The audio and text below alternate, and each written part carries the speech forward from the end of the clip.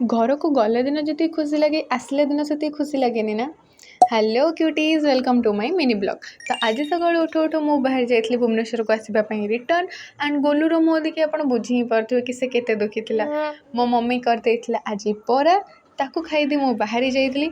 Actually जो मैंने घर ठू दूर रोचन ना एक कथा सहित से ही रिलेट करेंगे कि बेले बेले घर लोक दूरे की रही इच्छा नथिले भी रहा पड़े। एंड जो कम मो मम्मी मत घरे करने को देनी जमीक कि घर पोछा झाड़ू करवा रोसई करवा एका रहा पर ना एसबू सब करने को पड़े। एंड मु गोटे पिला थी मत रोसई जाना ना बट एबे सब किसी शिखा पड़े।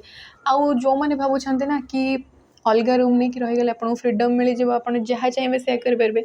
सीरियसली कहूँ भाई सेमती बिल्कुल किसी भी ना आपण निजे जिते हाल कि आसता निजक ही रोसई करा पड़ो निजक कर खाया पड़ो।